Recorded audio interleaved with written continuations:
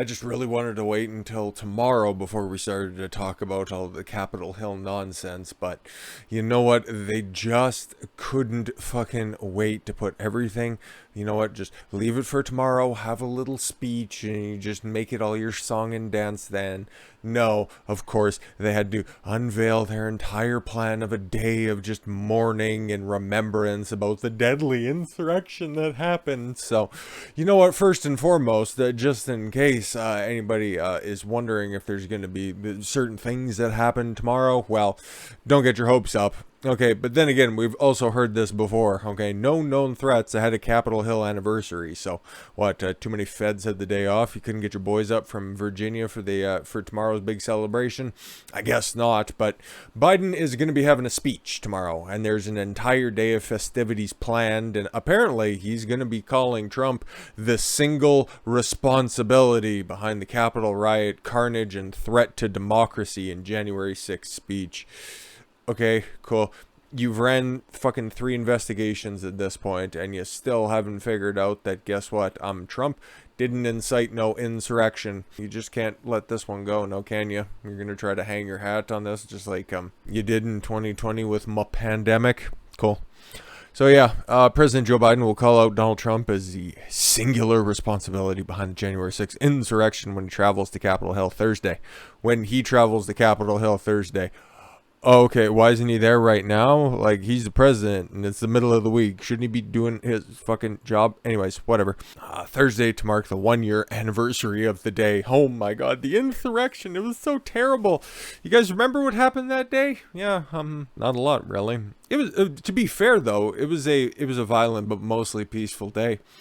Biden will hold Trump responsible for the chaos and carnage of that day, White House Press Secretary Jen Psaki said during a press briefing on Wednesday. Well, if Joe Biden's going to be holding Trump responsible then what was the point of the impeachment? What's the point of the committee that's out there anyways? Aren't they attempting to try to hold him responsible for that? Was that the entire point of this? No? Oh, okay. It's just wasting people's money. I get it. 5 people died in the aftermath of Trump supporters storming the building. How did they die exactly?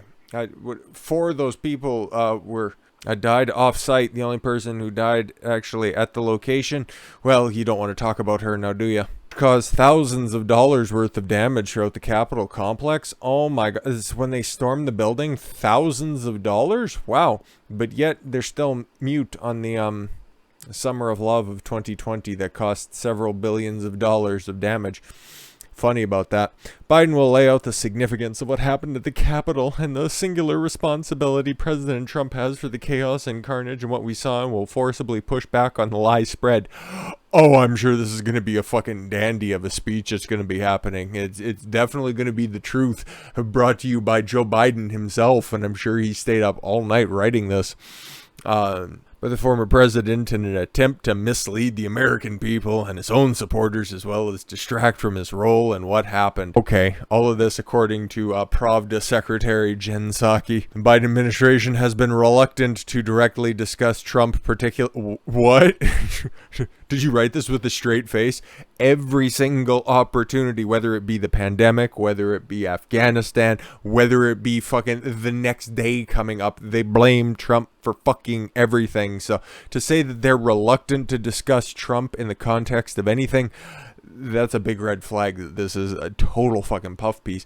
Particularly given the former president continues the false claims that he won an election. Oh my god. Yeah, meanwhile, you still have fucking idiots on your staff that are just saber rattling about 2016 and how that was illegitimate. Cool. Biden and Vice President Kamala Harris will speak in Statutory Hall at the Capitol building on Thursday to mark the anniversary. Oh boy, I can't wait to get your popcorn ready, boys and girls. On January 6th, Trump supporters ran through the room on their way to the House chamber. And yeah, there was one guy who looked awfully happy and a lot like what's his name there? He's kind of a famous YouTuber there. He was walking away, just waving for the camera as he had the speaker's podium with him. Great visual from that day. Or maybe they should just be right in the center of the hall where they were so nice when all of the people were storming the Capitol building, moving the velvet ropes off to the side. But whatever, I don't really need a tip-off as to what Biden's going to be talking about on the day. I'm going to wait with bated breath to figure out what is going to be happening that day.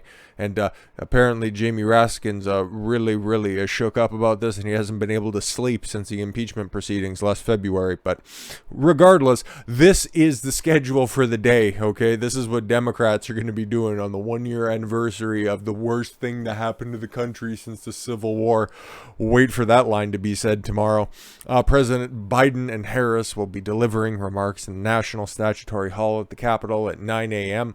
Okay, cool.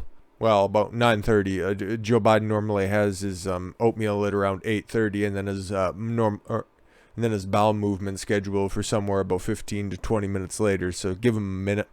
Then at 10 a.m., Speaker Nancy Pelosi. Oh boy! Before first call, hold a closed press moment of reflection on the House floor, or maybe she'll just be woken up at that point. At 12 p.m., a statement from Speaker Pelosi and a moment of silence. God, how many moments of silence do you fuckers need? At 1 p.m., Dr. Carla Hayden, Librarian of Congress, historian Doris Kearns Goodwin, and historian John Meacham will carbon date and actually see how old a bunch of these Congress people are. Oh, I'm sorry. Will moderate a conversation with Speaker Pelosi and Senate Democratic leader Chuck Schumer. It's hilarious how they need to get Speaker Pelosi and Senate Majority Leader Schumer together with a bunch of historians. What are they in there for? A medical exam? Anyways, and then at 2:30 p.m., Democratic Representative Jason Crow, that sounds racist, leads lawmakers in giving testimonials about what they experienced on January 6th. Oh, please ask AOC again what she did that day. How she was hiding. Oh my God, it was locked in a bathroom, and all of this shit definitely happened. But we'll be talking about what she's been doing lately here in a few days' time. Anyways, and then at 5:30, after everybody has gone out, and it started off a happy hour, Pelosi and Schumer lead the bicameral prayer vigil on Capitol Center steps. Oh, isn't that a little bit after their bedtime? Yeah, that all sounds like complete and total fucking AIDS, but that should be all that they're doing, right? Like, okay, you have your 1-year anniversary, okay, you fucking move on from this stuff, but you still have these goddamn committee hearings, which I don't even know what they're supposed to be investigating at this point. Do you guys even know? Like, I've followed this stuff, and I don't even know what they're trying to find out at this point. Are they holding Trump accountable? But I thought Biden was. But then again, he's out there dispelling lies, and then they're supposed to be dispelling lies, but they're bipartisan in their effort. But by being bipartisan, that means that they just have a couple of rhinos up there. I don't know what they're doing, and neither do they at this point. So what are they going to try to do? Well, they just want to showcase their idiocy to the world in prime time. Like, these are the fucking McCarthy hearings. Yep, MAGA is now the new communism, but it's weird because now it's going to be conducted by the communists. A January 6th committee is considering televised primetime Watergate-style hearings to make it a daily spectacle, and they want to speak to Mike Pence directly. And you know who else? Okay, so the people who've been subpoenaed for this, okay? Trump himself, obviously, because of course, especially if they're going to be putting this on TV, they need somebody to draw ratings, right? Okay, they want to talk to Mike Pence directly. All right, we'll just set up a lightning rod and you should come running. Okay, you got Steve Bannon. Okay, you got Mark Meadows. You got Roger Stone. And then you want to fucking subpoena Sean Hannity to speak at these, like, what the fuck are you guys doing? Are you just talking to people who are more popular than you? Seeing how you can actually generate some buzz for this fucking sham? I don't get it. I really don't get it. Democrats are ramping up their probe of the January 6th insurrection ahead of Thursday's 1-year anniversary, considering Watergate-style primetime hearings with a bold-faced witness list, witness wish list, yeah, because this isn't real life anymore. That includes Mike Pence and Sean Hannity. Speaker Nancy Pelosi has a day-long slate of events planned for the 1-year anniversary of the MAGA riot. I haven't heard it been called that before. It's mostly, what did everything start out as? Oh, it was an insurrection. Okay, it was a riot. It was just now a breach, I guess. I don't know. People died, not at the place. What do you guys want to talk about? The one person who was actually killed there? No. We'll just, you know what, arrest everybody and then hold them in solitary confinement. But let's get through what the fuck they want to do with these hearings, because they're just a joke. And you know what, this would be great if they put them on television, because then if anybody's watching with, you know, just a fair eye, they'd be like, this is a giant waste of taxpayer dollars. What the fuck are these people doing? At least that's what you'd hope. Yeah. Anyways, these events are intended as an observance of reflection, remembrance, and recommitment in the spirit of unity, patriotism, and prayerfulness, Pelosi wrote after a couple of drinks. Biden and Harris will also travel to the Capitol Hill to make remarks. Yeah, it's such a far travel. Can they make it through the snow? The president is going to speak to the truth of what happened. Sure. Not the lies that some have spread since. Oh, okay. You shouldn't disparage your panel like that. I think they're on your side. And the peril it posed to the rule of law in our democratic, governments and governance. Cool. White House Press Secretary Psaki said Tuesday, previewing Biden's speech. Highly anticipated, because eventually he's going to have to make a speech. No questions, though. In a bid to capitalize on the anniversary, Democrats on committee are looking to crank up their pace of their probe. Well, they should probably get to the fucking bottom of this, but again, they want to kind of just drag this out as long as they can into the midterm campaign season, so they can just continue to say, if you vote for Republicans, or even if you don't, they're gonna try to knock down the doors to the Senate, and they're gonna incite insurrection once again. They're evil. Cool. Oh yeah, and draw a massive audience. Okay, with primetime hearings. Like what? Do you get some people breathing down your neck from NBC and ABC saying that, listen, okay, nobody's watching award shows anymore, and the last thing that actually drew numbers on network television were the debates, so we're going to need some political television out here. So can you just go ahead and make a big fucking fuss about this? I don't think the average person, I don't really talk with the average person, and I don't really talk with anybody, and that's my own choice, but I don't think anybody really cares that tomorrow's the 1 year anniversary of insurrection. This is just kind of a big media stunt and a big Democrat stunt at this point. It's just fucking garbage, dude. I have favored this strategy from the beginning, Democratic Representative Jamie Raskins, who, remember, he was chairing, he was in charge of the impeachment effort that failed spectacularly, but we just need more resources, we need better investigations. Yeah, you should have done that when you were doing the investigation for the impeachment proceedings. I'm just saying. He said he wanted a Watergate-style approach. Oh, okay, cool. So just, you know what, hyping up one of the biggest shams of all time. Oopsie daisy. Another topic for another time. When the 1973 hearings into Richard Nixon's presidency captivated America. At one point, an estimated 85% of the country was tuned into them. Yeah, this is just not going to have anywhere near that sort of spectacle behind it. I remember as a kid getting to watch a bit of the Watergate hearings. Boy, you had a really eventful childhood, which were a daily spectacle that the whole country tuned into. Sweet, just like Happy Days and All in the Family. If we can do that for, a break in a couple of offices in the Watergate Hotel, certainly we can do it for the massive break into the Capitol of the United States, a storming and a seizure essentially of our government offices. Okay, let's try to be a little bit less hyperbolic, my dude. An interruption of the peaceful transfer of power. Oh my god, did that actually get stopped? Like, are we still living in a world that's being overrun by Trump and his Trumpers out there? No? Okay, it ended up just going along just fine. Oh, okay, cool.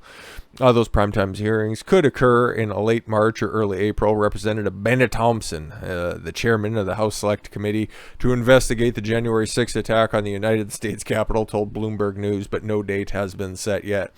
I'll wait with bated breath.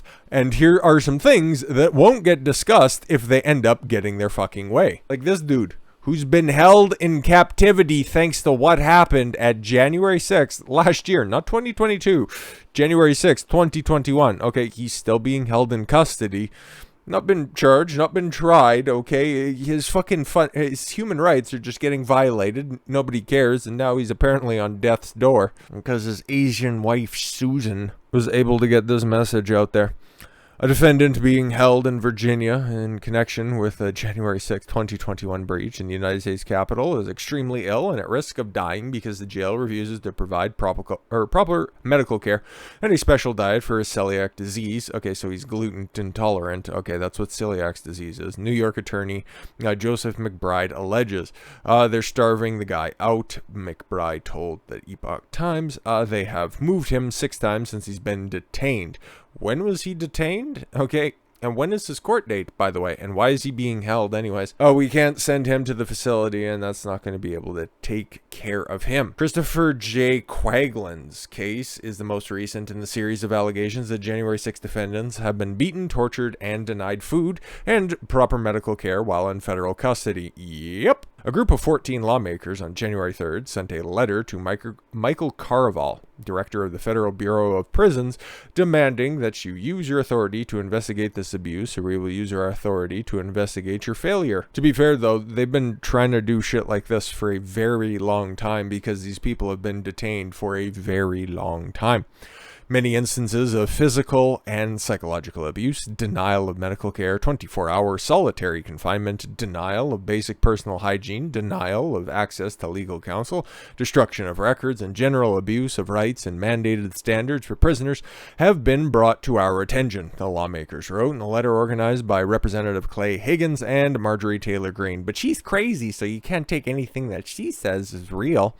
Quaglin, who is from New Jersey, is charged in federal court with assaulting multiple law enforcement officers during rioting in U.S. Capitol on January 6, 2021. That sounds very serious. He's being held pending trial in the Northern Neck Regional Jail in Warsaw, Virginia, the 6th facility where he's been housed since he was charged in April of 2021. Huh. So he's been held since April of 2021 for assault on a police officer. Now, that's not actually hitting an officer, okay? That would be battery, all right? And again, if you would have done that in somewhere like Portland or New York, you would have totally got away with it with just merely a slap on the wrist, but not even that far. Barely a fucking ticket. But this guy's been in captivity since going on 8 months. Like, what would the sentence for this end up being? Probably wouldn't be much longer than that. McBride said the jail hasn't provided the gluten-free diet that Quaglin needs to survive and exposed him to inmates and guards with coronavirus that caused him to develop the coof. Again, that's funny because in certain sectors, you know, just where the violent criminals are, they're looking to try to, you know, reform the prison system there, but not for these violent insurrectionists who might have assaulted a couple of law enforcement officers that were there, you know, the ones that were moving the barricades, allowing them into the Capitol building itself. Anyways, he was then placed in solitary confinement. Oh, okay, cool. Oh, listen, so you're sick with the coof and we keep giving you just whatever oats fall onto the ground so you can, you know what, inflame your celiac disease. So yeah, we're just going to go ahead and we're going to quarantine you for months on end. Seems fair. Someone has celiac disease. The food is prepared the same way the Jewish person's kosher diet would be prepared, or a fucking halal dinner for somebody who is Muslim, by the way. Same gimmick. McBride said everything needs to be separated because the cross-contamination can kill him. Yeah. He lost close to 20 pounds since the 21st of December. What the fuck? 20 pounds in like 2 weeks? Motherfucker dying? Well, apparently. McBride said if Quaglin isn't moved to a hospital for treatment and given a proper diet, he could die. Repeated complaints to the jail have gone nowhere, he said. McBride sent a certified letter on December 31st, 2021 to Roland Jett, vice chairman of the Northern Regional Jail Board, alleging Quaglin's civil rights are being violated, obviously, if all of these allegations are true. The letter came sharply worded email exchange between McBride and Ted Hall, superintendent of the Northern Neck Regional Jail. But this isn't a unique story. This has been happening multiple times over for these fucking people who have been arrested and charged with crimes that just eventually end up with, the convictions that they get are just plea deals of fucking aggressive finger pointing and trespassing. That's about it, okay? They've been held in jail longer than the actual charges that they would get if they were to be convicted of the crimes that they're charged with. This is a huge and massive abuse of the system, and you're creating one of the biggest political prosecutions that have been carried out because something like 700 plus people have been charged, and hundreds of people have been detained as well for months and months and just about year on end. Like, what are they going to get at the end of this? A nice little sticker and a permanent record, and that's about it. But what about the only person? Okay, something else that this fucking committee should be looking at and that they aren't going to. The death of Ashli Babbitt. I haven't forgotten it. I'm sure you guys haven't either. Aaron Babbitt is on a mission to get justice for wife Ashli. She will be remembered. I sure hope so. Perhaps it was the fake sympathy cards that sent to his office containing photos of his wife lying in a pool of her own blood. Oh, great. Might have been the death threats. Maybe it was the news media that called his wife a terrorist and an insurrectionist who stormed the Capitol and who was shot dead in the process. Aaron Babbitt has seen many deaths in the nearly 1 year since his wife, Ashli Babbitt, was shot outside the Speaker's lobby at the U.S. Capitol. Grieving had to take a back seat. There was just so much to do. Babbitt is a man on a mission. He aims to unearth the full truth and to take a look at what happened on January 6, 2021 when she was shot dead by a lieutenant of the Capitol Hill Police Department, Michael Byrd. Something that ended up getting leaked when he got a primetime interview on, I think it was ABC or something. He had to step forward because, oh my God, the pressure on him, it was just mounting too much. Even though if anybody did any videos prior to that on places like YouTube, his name was immediately scrubbed and all of those videos were just silently taken down under some, I really wish I would have kept that email, but it was under some weird fucking terminology. But yeah, no, meanwhile, this guy's had to sue in order to figure out who pulled the trigger, and that lawsuit still hasn't gone anywhere. And then any sort of civil case on this one, it's still on the back burner. Everything that has to do from a legal sense when it comes to the January 6th insurrection has been clouded and shrouded under a cloth of darkness that only those high-ranking Democrats operate in. So tomorrow's speech by all of those fucking crooked motherfuckers that are up there that just, managed to survive the day is sure going to be enlightening as to their frame of mind. But as for the people who actually suffered on that day, the people who are still in custody, the people who still have to live after their wife got shot dead for no discernible fucking reason. Oh, she was crawling through a window. She was unarmed, and there was officers coming up the steps too to deal with everything. So you know what? Was it a good shoot? Absolutely not. Nobody would say that unless you're ideologically possessed. But hey, if you're doing that, and if you're of that mindset, you aren't watching that long anyways. So we'll see what goes on tomorrow, and I'd imagine it's going to be fucking nuts. But we're going to go from one Democratic hellhole in Washington, D.C. to another in Chicago because, the teachers' unions are running amok there, and guess what? It has to do with communism, so might as well talk about it, right? With that said, thank you all very much for the gift of your time. I've been Don Consuelo. I want you to follow your gut and get after it. Take care, everyone.